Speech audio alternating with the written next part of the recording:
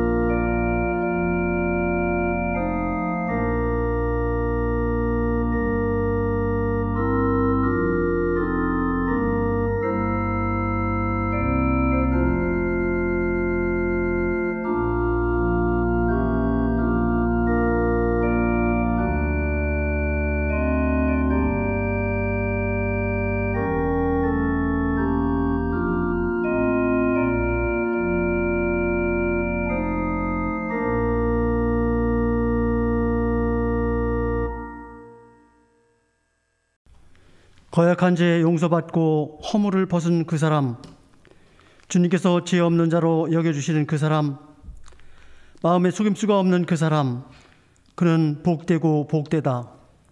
의인들아, 너희는 주님을 생각하며 즐거워하고 기뻐하여라. 정직한 사람들아, 너희는 다 함께 기뻐 환호하여라. 아멘.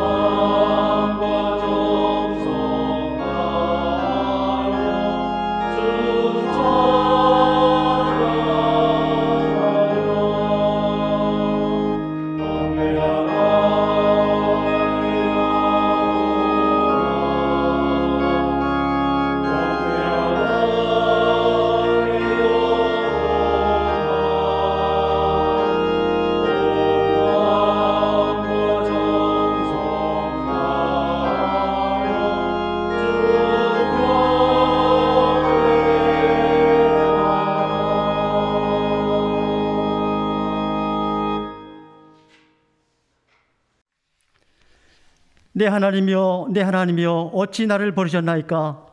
어찌 나를 버려 듣지 아니하시며 내 쉬는 소리를 듣지 아니하시나이까? 내 하나님이여, 내가 낮에도 부르짖고 밤에도 잠잠하지 아니하오나 응답하지 아니하시나이다. 이스라엘의 찬송 중에 계시는 주여, 주는 거룩하시니이다.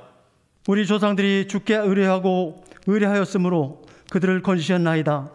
그들이 주께 부르짖어 구원을 얻고 주께 의뢰하여 수치를 당하지 아니하였나이다. 나를 멀리하지 마옵소서. 환난이 가까우나 도울 자 없나이다. 악한 무리가 나를 둘러 내 수족을 찔렀나이다. 내가 내 모든 뼈를 셀 수 있나이다. 그들이 나를 주목하여 보고 내 겉옷을 나누며 속옷을 제비 뽑나이다. 여호와여 멀리하지 마옵소서. 나의 힘이시여 속히 나를 도우소서. 나를 사자의 입에서 구하소서. 주께서 내게 응답하시고 들소의 뿔에서 구원하셨나이다. 내가 주의 이름을 형제에게 선포하고 백성 가운데서 주를 찬송하리이다. 여호와를 두려워하는 너희여 그를 찬송할지어다. 야곱의 모든 자손이여 그에게 영광을 돌릴지어다. 너희 이스라엘 모든 자손이여 그를 경외할지어다. 아멘.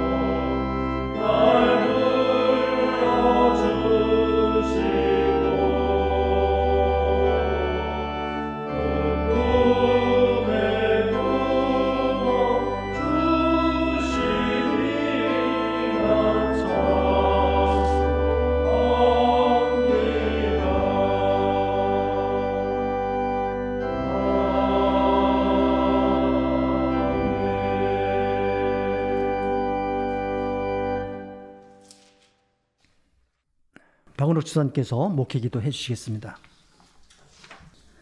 나의 주 나의 하나님 아버지, 그동안 움츠렸던 대지에 새로운 생명이 싹트듯 거룩한 주일 아침 주님 전을 사모하며 예배의 자리에 머리 숙인 저희에게 기쁨과 감사의 찬송이 넘쳐나는 시간이 되도록 인도하여 주옵소서. 주님, 신종 코로나 바이러스 감염증으로 사회적 거리두기와 정부의 대변 예배 인원 제한으로 인하여 주님 전에 나와 예배드리지 못하고 온라인 예배로 드리게 되는 안타까움이 하루라도 빨리 해소되어 하루속히 새로운 성전에서 예배드릴 수 있도록 시간을 허락하여 주시옵소서.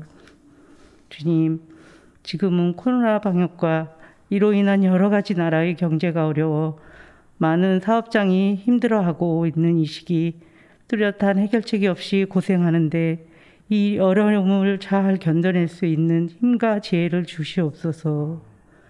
나라를 통치하는 위정자들에게도 나라의 정례를 위하고 국민들을 위해 봉사한다는 사명감으로 국민들의 소리에 귀를 기울이며 평등과 공의로 나라를 이끌어가게 하여 주시옵소서. 저희 한문동 목사님께서도 생명과 같은 축복의 말씀을 증거하실 때 그 말씀에 성령님께서 함께 하셔서 성령의 능력을 더하여 주시옵소서. 목사님 말씀이 선포될 때 모든 교우들에게 하나님 말씀과 영광만이 나라를 나타나는 기이한 시간이 되도록 하여 주시옵소서. 이 예배를 위해 준비하시는 모든 분들께 합당한 축복과 은혜를 내려주시옵고 주님만을 위해 나아가게 하여 주시옵소서. 이 말씀 나를 구원하신 예수 그리스도 이름 받들어 기도드렸사옵나이다. 아멘.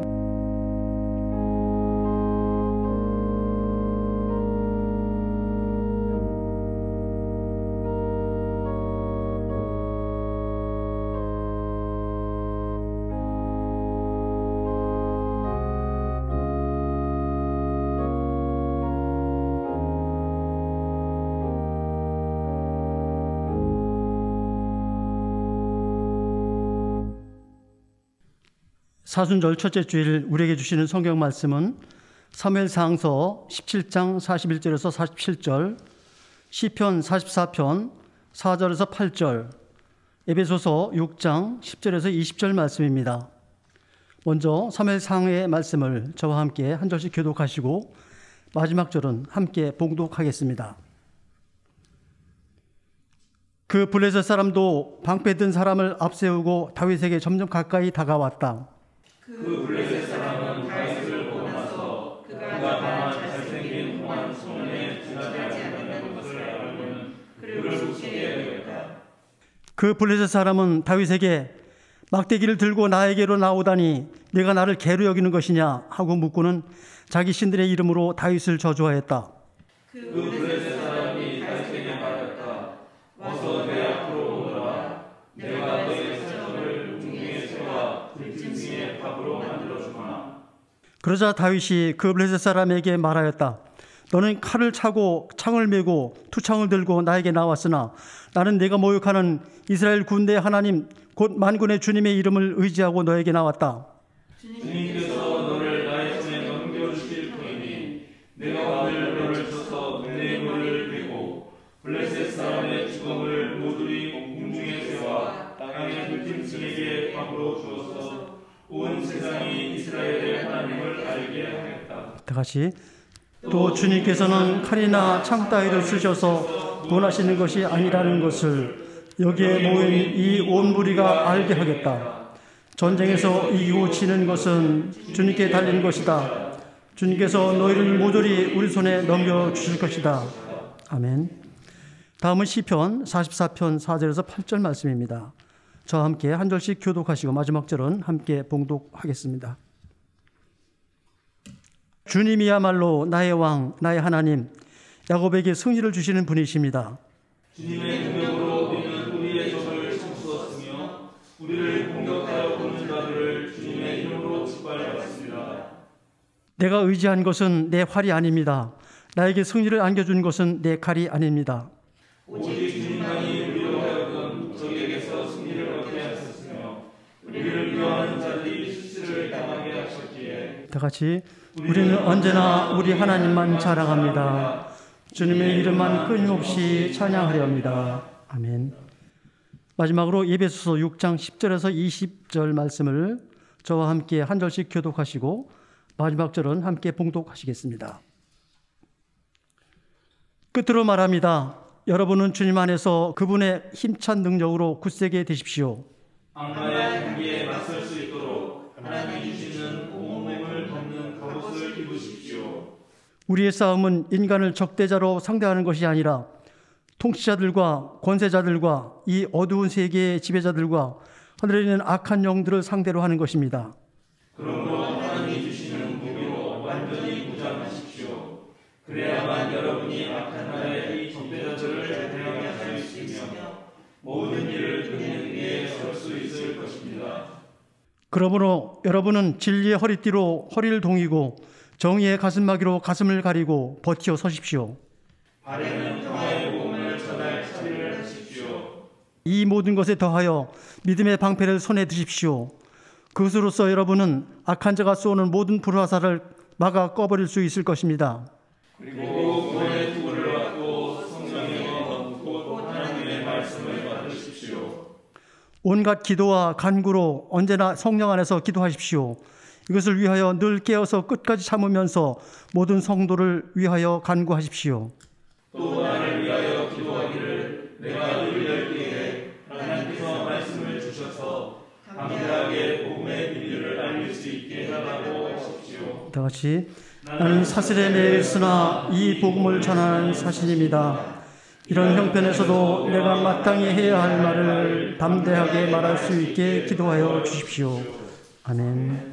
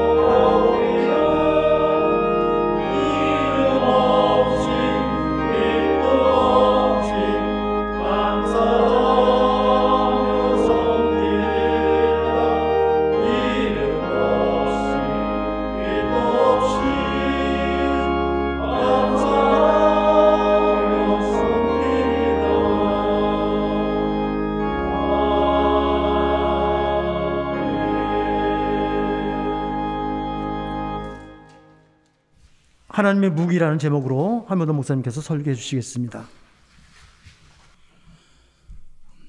바울 사도는 에베소 교회에서 교회 장로들을 불러서 고별 연설을 하면서 목사의 역할 그리고 장로들의 역할에 대해서 설교한 적이 있습니다. 사도행전 20장 28절 후반부에 보면 이렇게 나옵니다. 성령이 여러분을 양떼 가운데서 감독으로 세우셔서 하나님께서 자기 아들의 피로 사신 교회를 돌보게 하셨습니다. 예수께서 부활 승천하시고 오순절 성령 강림 사건을 통해서 제자들은 이제 드디어 예루살렘에서 교회를 창설하게 됩니다. 첫 번째 교회이고 오늘날처럼 이렇게 교회 건물이 따로 있는 건 아니지만 예루살렘 지역에 있는 각 가정 그 중에서도 좀 큰 집에 특별히 예루살렘 교회는 마가의 다락방에서 그렇게 모여서 시작되었고 또 그때 은혜 받은 사람들이 각 지역으로 하나님 나라의 복음을 전파하면서 여러 지역에 교회가 생깁니다. 예루살렘 지역에만 교회가 생긴 게 아니라 그 오순절 성령 강림 사건에 왔던 사람들 때문에 전 지역으로 교회들이 생겨나가게 됩니다. 그리고 그 교회는 당시의 세상 그리고 당시에 가장 셌던 로마 제국이 지배하던 그 세상을 바꿔나갑니다. 이런 새로운 공동체가 세워지고 유지되는 데는 두 종류의 지도자들이 있었습니다. 그들이 아주 큰 역할을 했는데요. 하나는 계속 선교 여행을 떠나면서 복음을 전하는 사람들입니다. 게르트 타이센이라고 하는 아주 대단히 훌륭한 신학자가 독일에 계신데 그 독일 신학자는 이들을 가리켜서 방랑하는 카리스마적 리더들, 방랑하는 하나님의 은총을 입은 그런 지도자들이라고 부릅니다. 사마리아와 땅끝까지 복음을 전하는 것을 목표로 이들은 계속해서 선교 여행을 떠났습니다. 어느 동네 가든지 한 집에 머물렀는데 이틀 이상 머물지 않았습니다. 이틀 이상 머물면은 그 집에 눌러붙어 앉아서 밥벌이하는 사꾼 목자로 알았기 때문에 계속 선교 여행을 다녔습니다. 바로 이들에 의해서 각 지역마다 교회가 생기죠. 그러면 이제 그 교회는 스스로 자기들의 신앙 공동체를 꾸려가면서 또 공동체를 일궈 나갑니다. 그런 과정에서 공동체 구성원들로부터 존경받는 사람들이 생기고 또 한 지역의 교회를 이끌어가는 그런 사람들이 자연스럽게 나오게 되었는데 바로 그런 분들을 장로라고 불렀습니다. 사도행전에서 바울 사도가 에베소 지역의 교회 공동체 장로들을 불러 모았을 때 그때 바로 바울은 카리스마적 리더, 방랑하는 카리스마 리더였고 그리고 거기에 모인 장로들은 그 교회를 이끌어가던 지도자들이었습니다. 바울 사도는 장로들에게 이제 성령께서 당신들을 교회를 돌보는 감독자로 세웠다라고 말합니다. 여기서 감독이라는 말은 그 교회를 돌보면서 특별히 외부의 공격으로부터 교회를 지켜내는 사람들을 말합니다. 그런 직분을 말합니다. 미국 장로교 전통을 물려받은 우리 한국의 장로교 교회들, 이제 우리는 한국기독교 장로회잖아요. 또 대한예수교 장로회도 있잖아요. 이런 장로교 교회들은 이 교회 장로들을 치리하는 장로와 가르치는 장로로 구분합니다. 이것은 종교개혁자 깔뱅이 디모데전서 5장 17절 잘 다스리는 장로들은 2배로 존경을 받아야 합니다. 특히 말씀을 전파하는 일과 가르치는 일에 수고하는 장로들은 더욱 그러하여야 합니다라는 요 구절에서 잘 다스리는 장로 그리고 말씀을 전파하고 가르치는 일에 수고하는 장로를 깔뱅이 구분하면서 그것을 그렇게 해석한 결과였습니다. 그래서 장로를 둘로 나누는 그 장로 제도가 한국에 정착하면서 이제 목사, 장로, 집사 이렇게 세 직분으로 세분화되긴 하는데 근데 여기에서 목사는 바로 가르치는 장로로서 설교와 또 가르치는 역할, 또 성례 집전, 예배 인도를 맡는 것이고 그리고 치리장로, 이제 오늘날 장로님들이죠. 여기 많이 계신데 장로님들은 교회를 운영하면서 치리를 하지만 목사를 돕는 역할을 하는 그런 사람으로 간주가 되었습니다. 장로회라 그럴 때 그게 바로 노회, 장로회를 줄여서 노회라고 하는 거거든요. 그러니까 노회는 장로들의 모임이고요. 그 장로회는 가르치는 장로와 치리장로가 같이 있는 거죠. 그래서 목사와 장로들만 그 노회에 모이는 것입니다. 우리 교단 헌법에 따르면 목사는 교회의 대표가 되고 장로는 교인들의 대표가 됩니다. 그런데 우리가 이런 직제를 말하면서 정말 잊어서는 안 되는 것은 바로 오늘 바울 사도 권면에 따라서 목사가 되었든 장로가 되었든 그 모두는 바로 하나님께서 자신의 아들의 피로 사신 그런 교회를 유지하고 보존하고 돌봐야 한다는 것입니다. 장로교회에서 보통 교회라고 하면은 일단 우리 생명사랑교회 같은 지교회를 말하는 것이지만 이 초대교회 전통에서 교회는 이 거룩한 영의 활동에 의해서 사도 전승에 따라 세워진 보편교회, 즉 전 세계의 그리스도교, 그것이 단 하나의 교회로 여겨집니다. 우리가 지교회라 그러면은 그건 가지지자거든요. 가지? 그러면 가지가 있으면 줄기가 있어야잖아요. 줄기교회가 있어야지 가지교회가 있는 거 아니에요? 가지교회는 뭐겠어요, 여러분? 그거는 장로회입니다. 장로회. 노회. 노회가 진짜 교회고 우리는 서울 북노회에 속한 가지교회로서 생명사랑교회인데 그러나 그런 교회들만 있는 게 아니라 아까 말씀드린 대로 하나의 교회. 그러니까 목사와 장로는 지교회를 보살피고 돌보는 일만이 아니라 이 세상에서 하나의 거룩하고 보편적인 사도적 교회, 즉 세계 그리스도교를 지키는 일에, 유지하고 보존하는 일에 힘써야 한다는 것입니다. 그래서 지교회에 머물지 않고 우리가 노회라든가 총회, 또 한국기독교교회협의회, 더 나아가서 WCC 세계교회협의회에 참여하게 되는 거죠. 우리는 모두 구체적으로 지교회에 나와서 활동을 하죠.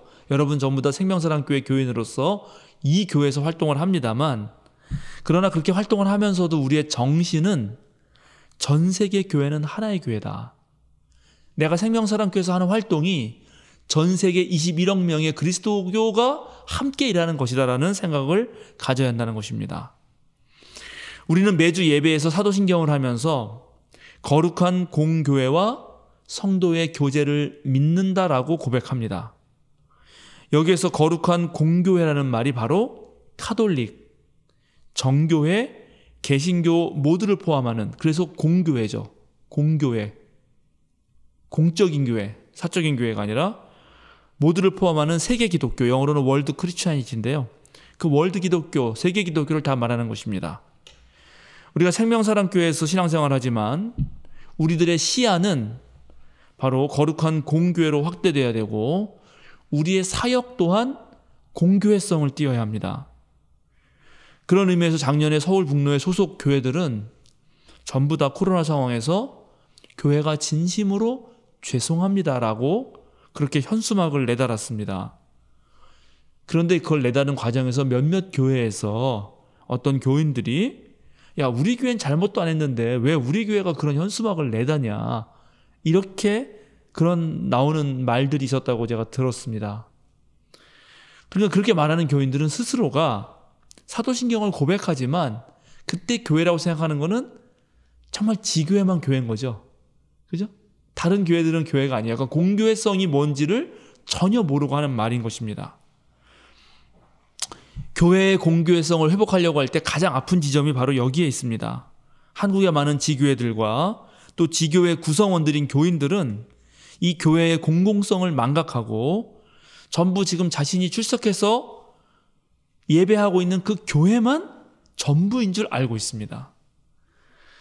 우리 생명사랑교회 정관에서 우리의 첫째 목표, 작으나 건강한 교회 세 번째 항목으로 어떻게 되어 있냐면 개교회주의를 배제하고 한국교회의 건강성 회복에 적극적으로 동참한다라고 명시하고 있습니다.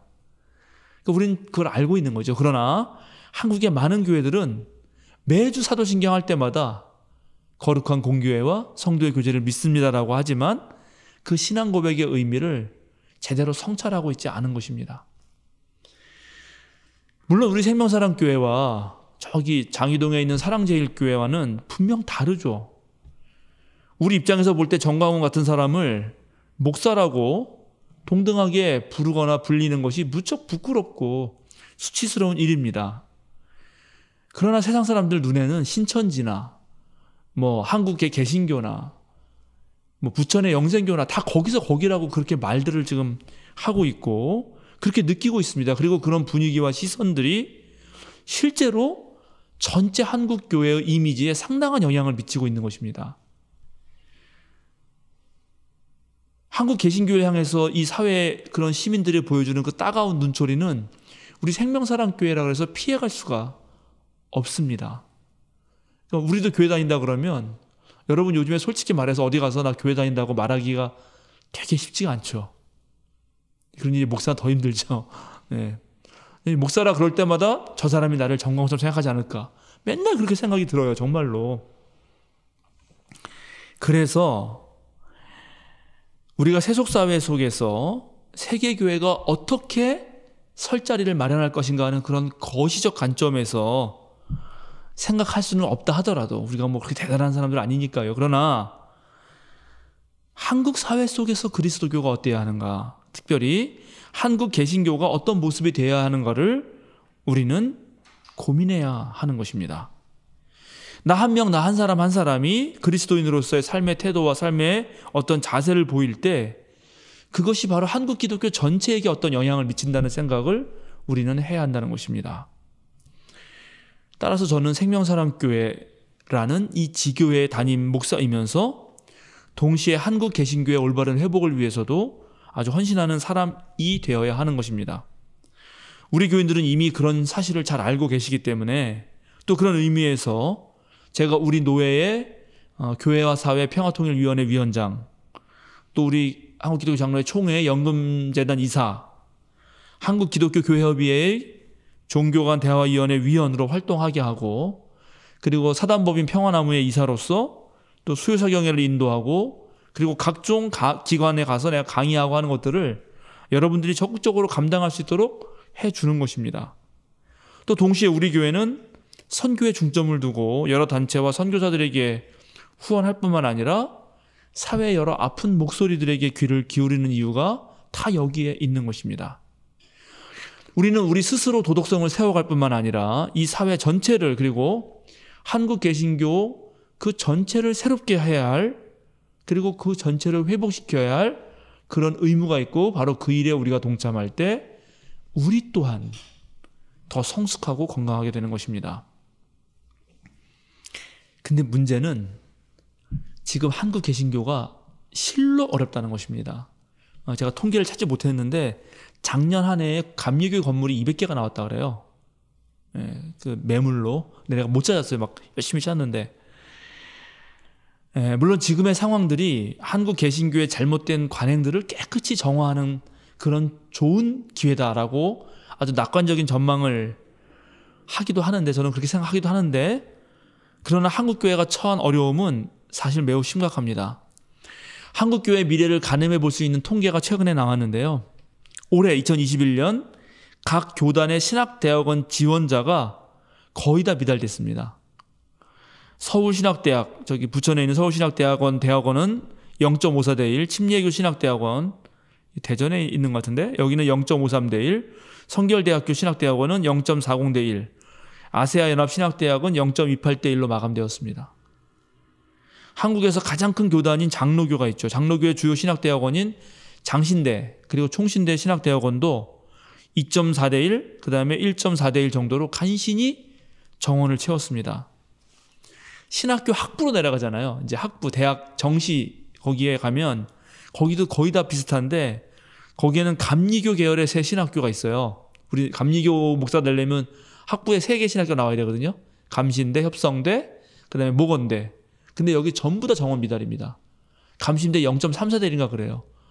그래도 어떻게 목원대가 높아요. 대전에 있는 목원대가 0.86대 1인가 그래요. 정원을 못 채웠습니다. 이런 신학생의 급격한 감소와 목회자 수급의 불균형 사태는 사실 우리 교단도 다르지 않습니다. 앞으로 5년에서 10년이 지나면 베이비붐 시대에 태어났던 목사님들이 거의 다 은퇴하시는데요.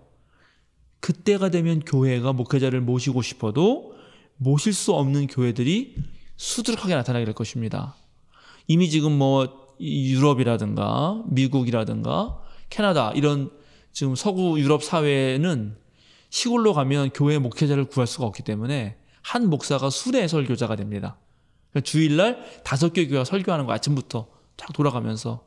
근데 우리나라도 시골로 가면 앞으로 그렇게 될 확률이 무척 높아지는 거죠. 그리고 많은 교회들이 그런 상황에서 목회자를 모시지 못하고 스스로 신앙을 지켜내지 못하면 또 많은 교회들이 역사의 뒤안길로 사라질 것입니다. 코로나19 상황에서 보여준 교회들의 비상식적인 대처는 세상 사람들의 조롱거리가 됨과 동시에 교인들의 엄청난 교회 이탈을 불러오고 있습니다.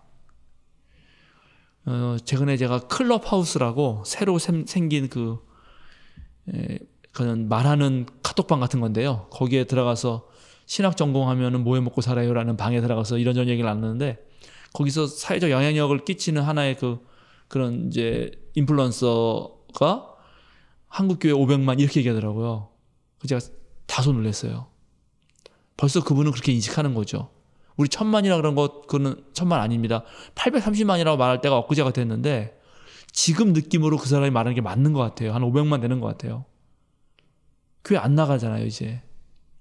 그러니까 곧 300만 400만 될 거라고 생각하는데 코로나가 쉽게 끝나지 않고요. 또 빠르게 변화하는 시대 속에서 앞으로 많은 교회가 이제 구시대의 유물로 남게 될 것입니다. 서구 유럽은 기독교 전통의 문화가 있었지만 한국은 그런 문화 없습니다. 한국이 더 빠르게 교회가 사멸하게 될 거예요. 그래서 지금 교회는 생존 경쟁, 살아남기 위한 일종의 전쟁을 치르는 중이라고 해도 과언이 아닙니다. 그럼 앞으로 어떤 교회가 살아남을 수 있을까요? 오늘 우리가 함께 읽은 이 사무엘상과 에베소서의 본문은 모두 전쟁 상황을 염두에 두거나 전쟁을 비유로 하고 있습니다. 오늘 우리가 함께 읽은 구약의 말씀은 너무나 유명한 말씀이고 우리가 잘 알고 있는 거죠. 바로 다윗과 골리앗의 싸움입니다. 골리앗은 다윗이 아주 앳된 그런 얼굴의 소년이라는 사실을 보고 아주 무시하죠. 그를 우습게 여기면서 모욕을 줍니다. 그 다윗이 나오기 전에도 그 앞에를 읽어보면, 우리 다 읽어보진 않았지만 여러분 다 성경 본문제 읽으시면서 읽으셨을 텐데 이스라엘 백성 전체에게 모욕을 주거든요. 골리앗이. 근데 사울도 벌벌 떨면서 못 나갔어요. 사울은 기골이 장대했는데도. 그런데 거기에 다윗이 나가니까 골리앗이 더 우습게 여기는 거죠. 야, 네가 막대기를 들고 나를 치러 오냐, 이렇게 말을 합니다. 힘으로 승부했다, 정말 전쟁의 능력으로 승부했다 그러면 누가 보아도 골리앗이 이기는 싸움입니다. 그러나 어린 다윗은 전장에서 뼈가 굵은 이 블레셋 사람을 보고도, 이 블레셋 장군의 엄포에도 일말의 두려움을 느끼지 않습니다. 이게 제가 좀 놀라는 장면입니다. 그리고 그 골리앗 앞에 대담하게 맞서면서 이렇게 외칩니다. 너는 칼을 차고 창을 메고 투창을 들고 나에게로 나왔으나 나는 네가 모욕하는 이스라엘 군대의 하나님 곧 만군의 주님의 이름을 의지하고 너에게로 나왔다. 주님께서 너를 나의 손에 넘겨주실 터이니 내가 오늘 너를 쳐서 내 머리를 베고 블레셋 사람의 주검을 모조리 공중의 새와 땅의 들짐승에게 밥으로 주어서 온 세상이 이스라엘의 하나님을 알게 하겠다. 여기 이제 밥으로 준다 이런 얘기들이 고대인들이 이 시체를 매장하지 못하는 것에 대해서 엄청난 모욕감을 느끼는 거거든요. 그러니까 다윗도 블레셋 사람 골리앗에게 엄청난 모욕감을 주는 거예요. 똑같이. 그러니까 어린애가 대단한 거죠. 또 주님께서는 칼이나 창 따위를 쓰셔서 구원하시는 것이 아니라는 것을 여기에 모인 이 온 무리가 알게 하겠다. 오늘 다윗과 골리앗의 싸움을 보면 이들의 싸움의 목적과 방법이 다릅니다. 한쪽은 지배하기 위해 싸우는 것이고 한쪽은 자유를 수호하기 위해서 싸우는 것입니다. 한쪽은 무기로 싸우는 것이고 다른 쪽은 하나님의 이름으로 싸웁니다. 그런데 다윗과 골리앗 싸움에서는 다윗이 이겨요. 근데 여러분, 이 성경 구절을 어떻게 생각하십니까? 정말 다윗이 이길 수 있을까요? 제가 궁금한 건 바로 거기에 있습니다. 오늘날 이 세상에 맞서서 교회가 승리할 수 있을 거라고 여러분 생각하십니까? 여러분이 만약에 이스라엘 사람들이 처한 똑같은 상황이 되었다면 여러분이 다윗처럼 나갈 수 있을 것 같아요? 만약 우리가 선뜻 나갈 마음이 내 안에서 생기지 않는다면 과연 다윗은 무엇을 지녔길래 나갈 수 있었던가? 나는 다윗이 지녔던 그 무엇이 내 안에 없길래 못 나가는가? 생각해 봐야 됩니다. 과연 오늘날 교회가 세상에 맞서면서 다윗과 같은 모습을 하고 있는가? 아니면 힘 대 힘으로 싸우고 있는가? 지금 교회가 이 세상의 조롱거리가 된 것은 골리앗 세상이라고 하는 곳이 그 갖추고 있는 두터운 갑옷, 엄청난 무게의 창과 방패들에 맞서서 교회도 그와 비슷한 방패, 창, 갑옷을 준비했기 때문입니다. 근데 그걸 준비했는데 그게 너무나 빈약한 것입니다. 적절한 교양을 갖춘 시민이 한국의 평범한 그리스도인을 만나잖아요. 그러면 정말 대화하기 싫어해요. 완전 비호감이에요. 이 연애 시장에서 그리스도인이다 그러면 무조건 안 만난다 그래요. 청년들의 그 그리스도인에 대한 비호감은 이루 말할 수 없이 큽니다, 지금. 왜 그럴까요? 그리스도인들이, 이 교회만 다닌 사람들이 특별히 세상의 변화에 무지하고 그런데도 신앙의 이름으로 고집 피우고요. 겉으로는 거룩한 채예요. 근데 가만히 만나보면 속으로는 제일속 다 차려요. 그 모습에 질리고 만 거예요. 하나님의 아들, 딸이라면 하나님의 뜻과 뭔가 하나님의 지혜와 세상과는 다른 어떠한 그런 거룩한 어떤 그런 진리의 모습이 보일 거라고 기대했는데 만나보니까 세상 사람과 별반 다르지 않고 어떤 경우는 세상보다 못하다는 사실을 발견하게 된 것입니다. 그래서 조롱거리가 된 거예요. 너무나 명약관화한 이야기입니다. 여러분, 오늘 다윗이 전장에 나갈 때 사울이 걱정이 되니까 자신의 갑옷과 노투구와 칼을 줍니다. 근데 다윗이 이렇게 입어보고 이런 건 나한테 안 맞아요. 이러고 내버려요. 이게 대단히 중요한 상징입니다. 그리고 뭘 가지고 가나요? 원래 자신에게 익숙했던 목동이었잖아요. 목동이 들고 있던 지팡이. 그리고 시냇가에 가서 돌 5개를 딱 준비해서 갑니다. 그런데 그거 들고 와서 지팡이나 돌을 의지한 것도 아니에요. 다윗이 진짜 의지한 것은 하나님의 이름이었습니다. 사랑하는 생명사랑교회 여러분, 여러분이 삶을 살아가다 보면 위기가 닥치고 힘들고 또 난관들이 있고 장애물이 있잖아요. 그건 누구나 똑같이 있어요. 그거 배운 사람도 있는 거고 못 배운 사람도 있는 거고 돈 많은 사람도 걱정이 있는 거예요. 삶의 실존적 불안이라고 하는 거는 누구에게나 찾아오기 마련이거든요. 근데 그럴 때 또 특별히 그런 상황에서 이 세상이 나를 공격하고 또 세속사회의 유혹이 막 나를 끌어들이려고 할 때 우리는 어떤 장비를 준비하고 있는 것입니까?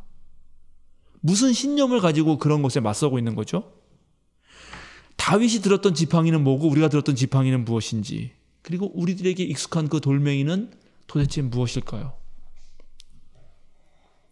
제가 많은 강의를 다니면서 한국 교인들을 만나고 있고 지금 수요사경에도 65강이나 하고 있는데 1년 넘게. 그런데 그때 만난 평범한 한국 교인들을 보면 그들이 들고 있는 무기는 형편없기 그지없어요. 정말로. 그들이 가져야 할 그 신앙의 강력한 무기는 전부 망가져 있거나 거칠해이거나 모조품이거나 짝퉁이었습니다. 그동안 한국 교인들의 신앙이 그 정도였기 때문에 그 교인들이 모인 교회가 세상에게 놀림거리가 된 것입니다. 그리고 세상과 진짜 싸우려고 할 때는 번번이 진 거예요. 오늘 바울 사도는 에베소 교인들에게 진리의 허리띠로 허리를 동이라고 말하고 정의의 가슴막이로 가슴을 가리고 버티어 서서 이제 발에는 평화의 복음을 전할 차비를 하라고 말하고 있습니다. 그리고 믿음의 방패를 들라고 말합니다. 지금 그리스도인들이 갖춰야 할 방어 용품들은 진리와 정의와 평화와 믿음입니다. 그리고 마지막으로 그리스도인이 준비한 공격용 무기는 뭡니까? 그것은 바로 성령의 검, 곧 하나님의 말씀입니다. 그런데 막상 하나님 말씀으로 깊이 딱 들어가잖아요. 그러면 그 성령의 검을 날카롭게 벼리고 있는 그런 그리스도인들이 별로 없어요. 대체적으로 무뎌져 있어요. 그런 칼 가지고는 무 하나 자르기 힘듭니다. 더 문제인 거는 그리스도인들이 준비한 무기라는 걸 살펴보니까 아까 말한 대로 전부 다 세상의 힘과 권력이고 돈과 명예욕이고 세상의 지식으로 똑같이 세상과 맞서려고 하는 거예요. 그러니까 세상에 학벌 좋은 사람 만났을 때 주눅 드는 거고 세상에 좋은 무슨 뭐 기업 같다 그러면 그 앞에서 나도 모르게 움츠려들게 되는 것입니다. 따라서 앞으로 교회가 살아날 수 있는 유일한 길은 진짜 그리스도교가 말하는 2000년 전통의 위대한 그리스도교가 말하는 그 신앙의 진리를 회복하는 것뿐입니다. 하나님의 말씀을 정말 깊이 이해하고 그 이해를 바탕으로 해서 내 삶에서 하나님의 지혜로 살아나가 보는 거죠. 그것이 그리스도교의 수행 전통인데 그 수행 전통을 통해서 내가 매일매일 자라나는 그런 신앙인이 되는 것입니다. 그렇게 될 때 그때 세상 사람들이 우리를 귀하게 여길 것입니다. 쟤는 뭔가 다르거든요. 이상하게 다르거든요. 그런 일종의 아우라 같은 것이 있어야 됩니다. 사실 우리 생명사랑교회는 지금 그런 도전들을 하고 있습니다. 코로나19 상황이지만 생명사랑 CR 미션을 통해서 여러분들이 정말 신앙을 새롭게 할 수 있는 그런 계기들을 마련하려고 하는 것입니다. 여러분 정말 힘을 더 내시고 정말 하나님을 믿는 그 올바른 신앙으로 세상을 이기시기 바랍니다. 정말 말씀을 깊이 이해해야 되고 우리가 기도할 때 하나님의 뜻에 맞는 기도를 해야 합니다. 최근에요. 우리 국민이 또 자랑스럽게 여길 만한 소식이 들려왔잖아요. 여러분 다 아실 텐데 바로 여러 중소기업들이 최소 잔량 주사기를 개발한 것입니다. 아시죠? 그 일본이 국가 차원에서 그렇게 열심히 개발하려고 했는데도 못했어요. 그런데 내가 그 회사는 까먹었네 지금 살짝. 어느 회사가 주도적으로 했고 또 몇 명의 회사가 주사기 만들었는데 그 주사를 놓고 나면 주사액이 남잖아요. 그 사이에 그거를 정말 작게 해가지고 지금 코로나 백신이 들어오면은 보통 5명 맞으면 나머지 주사량은 버려야 되는데 그 남은 걸로까지도 넣을 수 있게 만들어서 6명 맞는다는 거 아니에요. 6명. 이거를 개발해가지고 지금 전 세계에서 주문이 쇄도합니다. 전 세계에서. 너도 나도 살라 그래요. 이미 그 화이자인가 어디가 거기가 지금 1억 8천 개인가 뭐 그렇게 주문했다 그러고 일본도 8천만 개 달라 그러고 뭐 그랬다 그러죠. 근데 제가 더 이 주사기 개발에서 제가 더 주목하는 거는 이게 중소기업의 힘만으로 한 게 아니라는 거예요. 삼성전자가 함께 했어요. 근데 삼성전자가 함께 할 때 중소기업들이 되게 겁내했어요. 왜냐하면 그동안 한국 기업 문화는 큰 기업이 작은 기업들의 어떤 걸 빼먹는 형식이었거든요. 아시죠? 괜히 같이 했다가 합병당하고 망할 위험이 있었기 때문이에요. 그래서 그걸 두려워했습니다. 그래서 안 하려고 했던 것을 또 중소벤처기업부가 나서서 둘을 엮었어요. 그러니까 이거는 지금 뭐냐면 대기업과 중소기업과 국가가 잘 협의해서 만든 아주 좋은 상생 모델이었던 것입니다. 그리고 여기에 바로 이 셋의 신뢰 관계가 형성됐기 때문에 우리가 놀라운 또 주사기를 만들어낸 거예요. 한국식 진단키트가 지금 전 세계 진단키트 70% 차지하고 있습니다, 여러분. 주사기 나와가지고 이거 엄청나게 또 팔릴 거예요. 앞으로 계속 맞을 거 아니에요. 올해 1년 동안. 대박 난 거죠. 빨리 주사기 주식? 나 이런 거 잘 모르지만 하여튼 그런 거 빨리 사세요.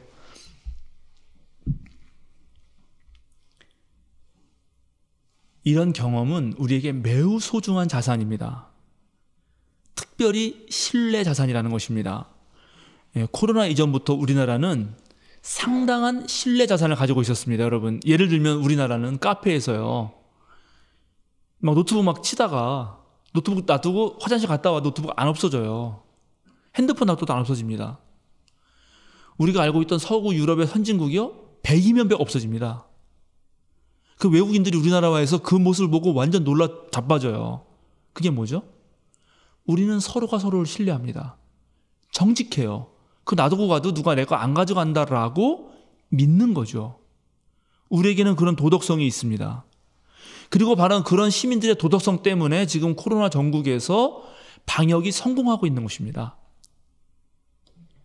자, 여러분 생각해 보세요. 세상은 자본주의 세상이에요. 그런데도 이 신뢰 자산이 필요하잖아요. 그런데 교인들이 이 신뢰 자산을 세상보다 획득하지 못하면 도대체 어디다가 그 명함을 내밀 수 있습니까? 올해 초에 사람들의 입에 많이 회자된 하나의 칼럼이 있습니다. 그 한빛미디어 이사회 의장인 박태웅 씨의 칼럼인데요. 제목은 눈을 떠보니 선진국이 돼 있었다라는 칼럼입니다. 여러분 꼭 읽어보십시오. 되게 중요한 칼럼입니다. 최근 다양한 지표가 한국이 선진국임을 보여주고 있다면서 이제 이분이 말하는 거는 이제 선진국은 그동안 한국의 위상, 즉 개발도상국의 위상하고는 다르기 때문에 이제 나라의 경영과 기업의 경영과 모든 경영이 이전과는 달라져야 한다는 거예요. 그러면서 몇 가지 제안을 하는데 그 중에 이제 몇 가지 말씀드리자면 예를 들어서 그 전에 무슨 몇 개 기업을 키워가지고 전체를 잘 살게 하려는 그런 트리클다운 그런 걸 원했다면 이제는 훨씬 더 서민과 중산층을 위한 프로그램을 개발해야 된다라든지 또 협상을 잘하는 합리적인 기술 그런 기술을 익힌 시민들을 양성해야 된다든지 그다음에 당연히 4차 산업혁명 얘기 안 나올 수 없으니까 이제 데이터 기반의 사회 즉 사람이 읽는 정보가 아니라 기계가 읽는 정보를 만들어낼 수 있는 사람을 키워야 한다든지 뭐 이런 내용들입니다. 그런데 그런 얘기 중에 저의 눈길을 특별히 사로잡은 게 있어요. 그게 첫 번째 제안인데 뭐냐 하면 첫 번째 제안의 제목이 정의하는 사회라는 것이었습니다. 정의를 내리는 거예요. 그러니까 그동안 한국은 개발도상국으로서 앞서 나간 국가들 거를 그냥 베껴오면 됐어요. 그잖아요. 우리 53년에 완전 망한 거거든요. 쫄딱 전쟁 상황에서. 거기서 일어나려면은 일어날 방법이 없으니까 오로지 사람들의 머리 가지고 성실성 가지고 노동자들의 그런 정말 애써가지고 외국 거 열심히 베껴다가 빨리빨리 이렇게 한 거죠. 그런데 그런 덕분에 지금 이 자리에 올라왔는데 이제 세계 강대국 순위 9위 정도 되고 선진국이 되니까 베낄 데가 없는 거죠. 베낄 데가 없을 때 그러면 어떻게 되는가? 우리 스스로 무엇인가 정의를 내려야 한다는 것입니다. 정의. 이제 이 사람이 원격 의료라는 걸 하나 예를 들고 있어요. 원격 의료가 뭔가? 한국식 원격 의료란 무엇인가? 요번에 우리 그 진단할 때도 코로나 할 때도 한국식 방역 이런 식으로. 이건 한국식이거든요. 이건 우리가 만든 거예요. 그런 방식으로 정의를 내릴 줄 알아야지 이제 앞으로 우리나라가 이걸 유지할 수 있다라는 핵심적인 말인데, 제가 왜 이 말을 중요하게 생각하냐 하면 바로 이 말이 우리 생명사랑교회 생존과도 연결되기 때문입니다. 우리 생명사랑교회 구성원 전부가, 또 우리 예배에 지금 참여하고 계신 전국의 성도 여러분 전부가 우리 스스로 이제 한국 그리스도인만의 신앙에 대하여 정의를 내릴 줄 알아야 합니다. 나는 성경을 이렇게 생각한다. 하나님은 누구다. 예수님은 어떤 분이셨으며 지금 우리에게 어떤 의미를 주고 있다. 구원은 무엇인지, 또 구원을 받으려면 어떻게 해야 하는지, 하나님의 백성은 어떤 특징을 가지고 있는 것인지, 그리스도인으로 산다는 것은 세상 사람들과 달리 어떻게 사는 것인지 바로 우리 스스로 정의를 내리고 그렇게 살아야 한다는 것입니다. 여러분, 오늘 바울 사도가 진리의 허리띠를 동이고 정의의 가슴막이로 그런 것을 딱 갖춰놓고 또 평화의 복음 전할 차비를 하라고 말하지 않습니까? 그러면 과연 그리스도교가 말하는 이 진리는 뭡니까? 허리를 동여야 하는 그 진리가 세상의 진리와 어떻게 다른 거죠? 우리 생명사랑교회가 추구하는 정의, 그것과 세상이 말하는 정의는 무엇이 다른 거죠? 저와 여러분은 어떤 방식으로 평화의 아들딸이 되는 것입니까? 다윗처럼 골리앗 앞에서도 어떻게 해야 그 두려움, 그 미래야 앞으로 어떻게 살아가나 하는 그 불안함에서 벗어날 수 있는 것인가요? 베드로전서 3장 15절에 있는 말씀처럼 우리들이 바로 예수 그리스도 안에서 가지고 있던 그 희망을 누군가가 와서 물어본다면 우리들은 그들에게 자세히 설명해 줄 수 있는 그런 준비를 해 두어야 한다는 것입니다. 사랑하는 생명사랑교회 여러분, 그리고 전국의 성도 여러분, 저희 오늘 설교 제목은 하나님의 무기입니다. 제가 모처럼 만에 에베소서 말씀 보고 너무 유명한 말씀이어서 다른 목사들 어떻게 설교했나 유튜브로 한번 뒤져봤어요. 유튜브를 딱 켰더니 이 본문 가지고 설교한 게 막 20몇 개가 뜨는데 그 중에 반 이상의 제목이 하나님의 전신갑주를 입으라예요. 똑같아요, 제목이. 그래서 저가 보지도 않았어요. 사실은 한 편도 안 봤어요, 그 설교를. 다 똑같은 말 하는 거죠, 그냥. 다 거기서 거기인만 하는 것입니다. 저는 오늘 하나님의 무기라고 달았습니다. 물론 성경에 나와 있는 말이죠. 하나님이 주시는 무기로 무장해라 했으니까요. 근데 무엇이 하나님의 무기입니까? 무엇이 하나님의 무기죠? 바로 저와 여러분이 하나님의 무기입니다. 여러분이 하나님의 무기라고요. 그런데 다윗이 말한 대로 하나님은 칼이나 창 따위를 쓰셔서 우리를 구원하시는 분이 아닙니다. 그렇다면 하나님의 무기인 우리가 갖추어야 할 그런 가치와 양식과 삶의 태도가 무엇일까요? 지금 나는 어떤 무기를 갖추기 위해서 어떤 훈련을 하고 있는가?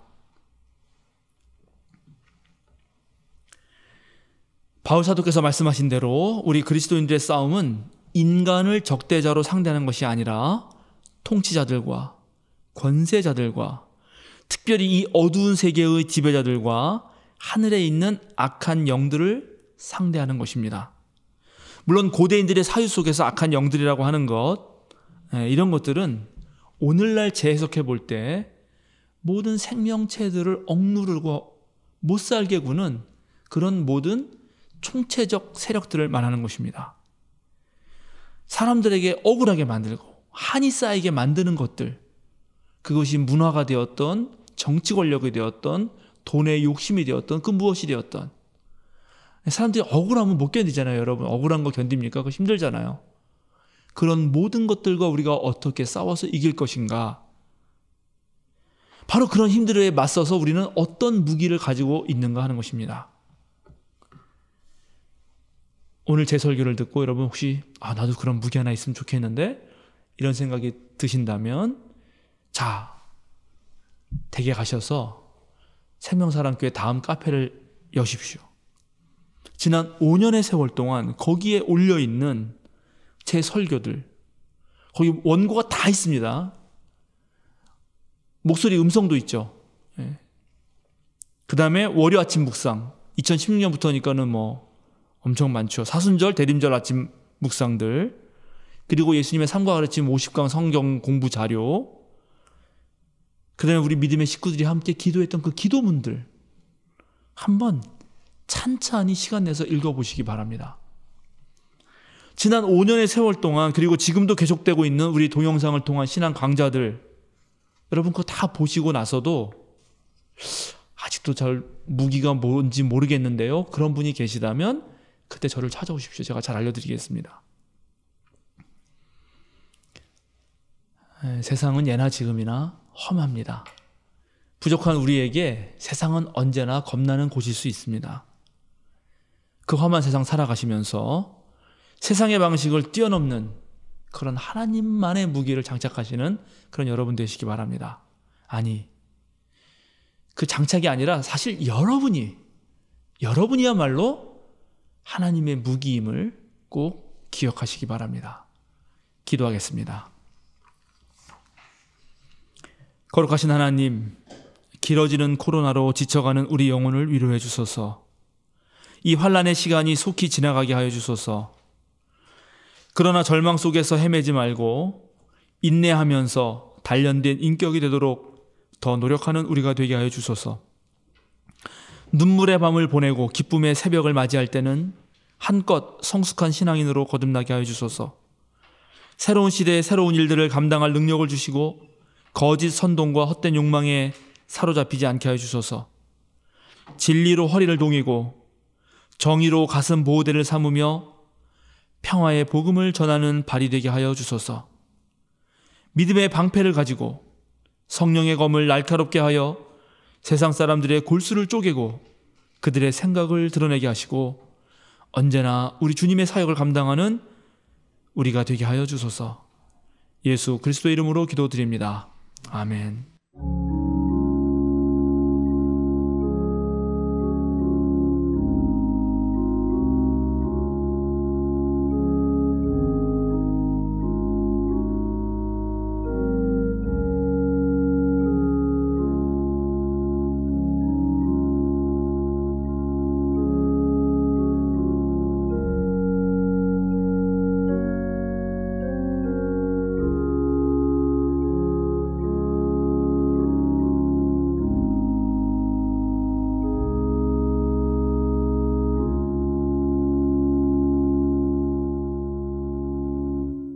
사도신경으로 우리의 신앙을 함께 고백합니다. 나는 전능하신 아버지 하나님, 천지의 창조주를 믿습니다. 나는 그의 유일하신 아들, 우리 주 예수 그리스도를 믿습니다. 그는 성령으로 잉태되어 동정녀 마리아에게서 나시고 본디오 빌라도에게 고난을 받아 십자가에 못 박혀 죽으시고 장사된 지 사흘 만에 죽은 자 가운데서 다시 살아나셨으며 하늘에 오르시어 전능하신 아버지 하나님 우편에 앉아 계시다가 거기로부터 살아있는 자와 죽은 자를 심판하러 오십니다. 나는 성령을 믿으며 거룩한 공교회와 성도의 교제와 죄를 용서받는 것과 몸의 부활과 영생을 믿습니다. 아멘. 459장 찬송하시겠습니다.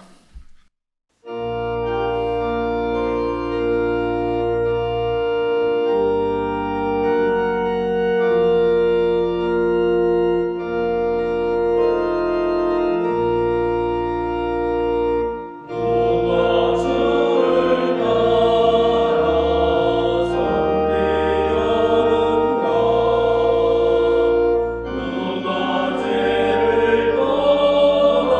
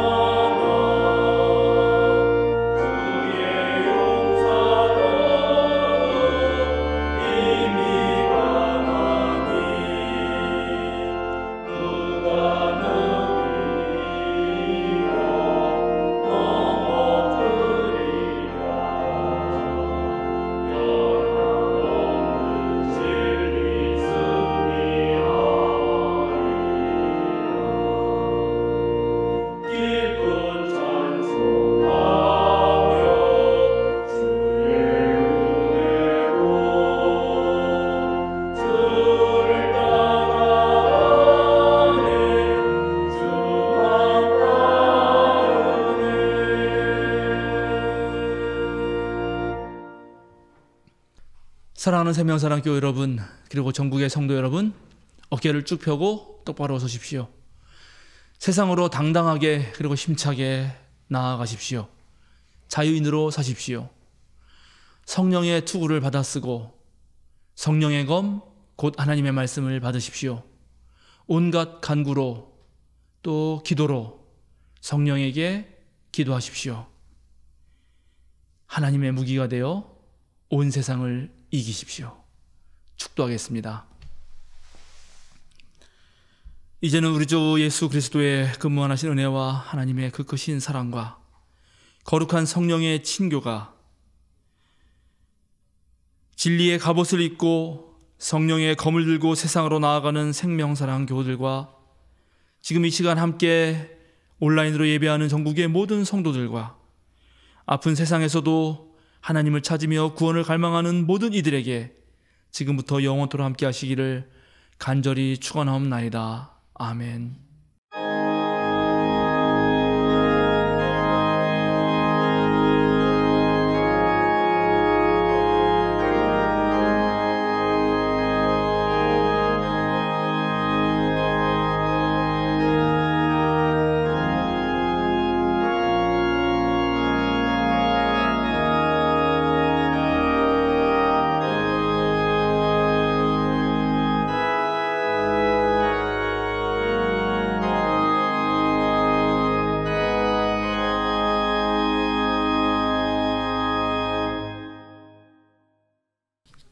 알림과 sak임 순서입니다. 오늘은 사순절 첫째 주일입니다. 사순절 기간 동안 사도행전을 중심으로 아침 묵상 글을 보내드립니다. 현재 방역당국의 지침에 따라 예배당 좌석 수의 20%로 인원을 제한해서 현장 예배가 가능합니다. 대면 예배에 관련해서는 28일 목회운영위원회 회의를 통해서 결정해서 안내해 드리겠습니다. 생명사랑 CR 미션 한 걸음에 모두 동참해 주시기 바랍니다.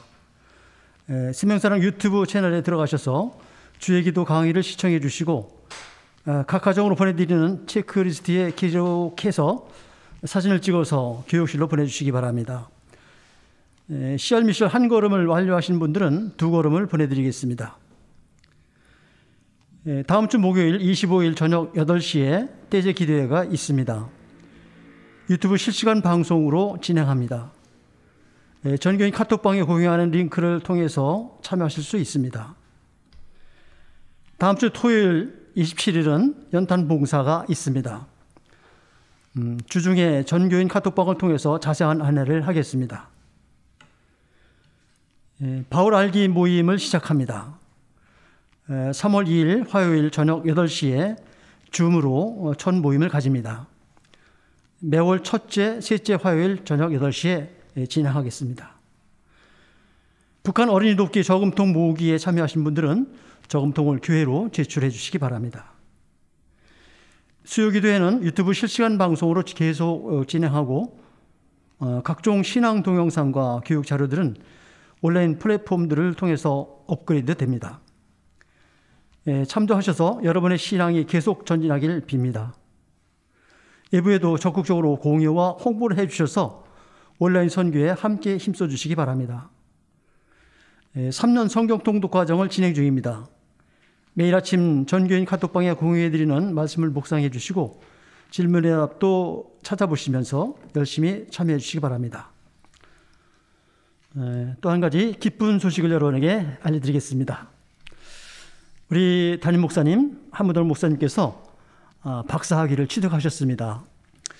네, 학위 수여식은 22일 월요일 날 인터넷으로 하게 된답니다. 그래서 축하하러 저희들 가지도 못하겠습니다. 목사님께서 쓰신 논문은 이게 책으로 나왔는데 보여드리겠습니다. 제목은 종교 간 관계에서 인간의 종교성으로 라는 제목인데요. 다정교적 가정에 근거한 신앙 성찰을 위하여라는 부제로 되어 있습니다. 네, 축하드리겠습니다. 이상입니다. 안녕하세요. 저희는 권호혁, 박혜승입니다. 저희는 2019년 9월 등록한 부부입니다. 결혼 후 등록했죠. 자, 다시 갈게요. 네. 왜 이렇게 보복 넘치죠? 다시. 자, 안녕하세요. 저희는 권호혁, 박혜승입니다. 저희는 2019년 9월 결혼 후 등록한 부부입니다. 등록한 지 얼마 되지 않아 코로나가 터져서 교회 활동을 많이 못해 저희를 모르시는 분들도 많을 것 같은데요. 요즘에 코로나로 힘든 분들이 많으실 것 같습니다. 생각날 때마다 제가 생명사랑교회 교우분들을 위해 기도와 응원하도록 하겠습니다.